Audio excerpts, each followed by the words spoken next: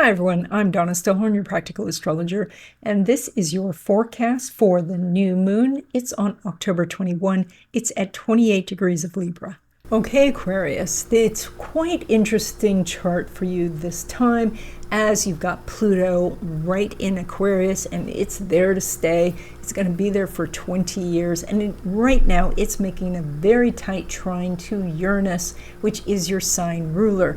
Now, when we get these two together, as we have had for a few months, it is a feeling of wanting freedom at any cost. And so you may have been actually expressing this idea that you want more freedom in your life, more freedom to make your own choices, to go where you want, to do the type of work you want, to be with the people that you want.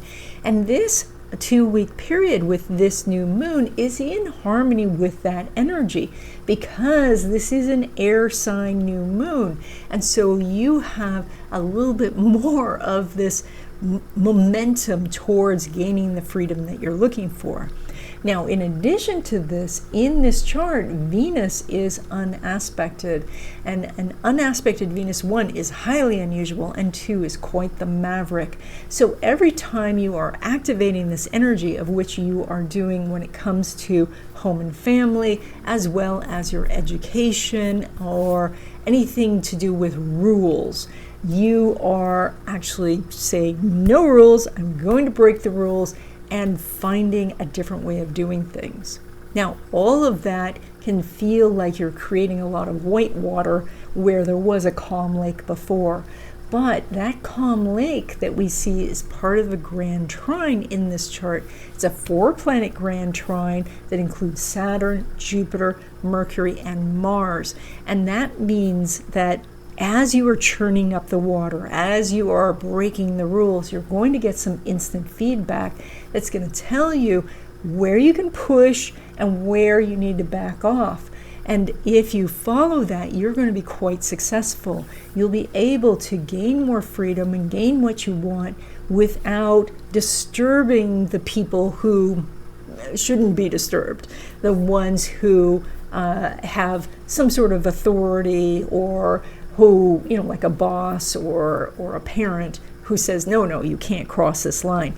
You are going to know where the line is, but also where the lines are blurry so that you can go forward in your life where you do want. Now, this grand trine for you is in money houses, and that means that it could affect your career and your finances in a positive way.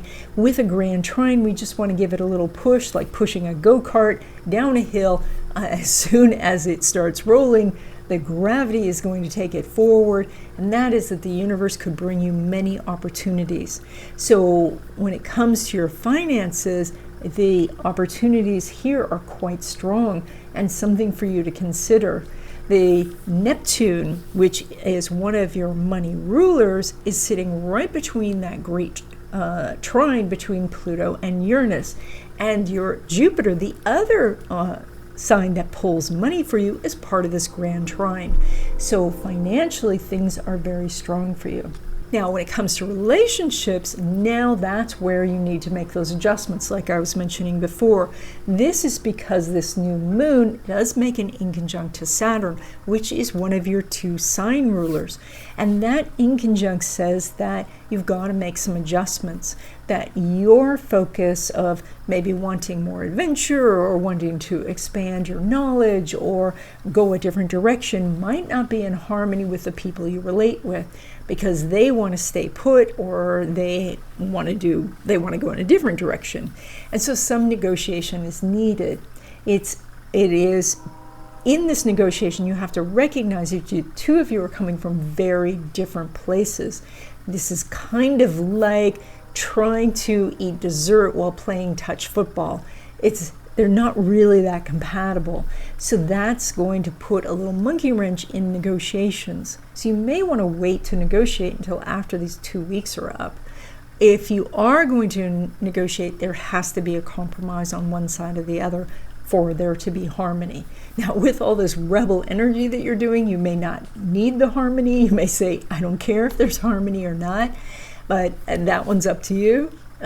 But if you're looking for the harmony, you either have to slow down the negotiations or you will have to compromise.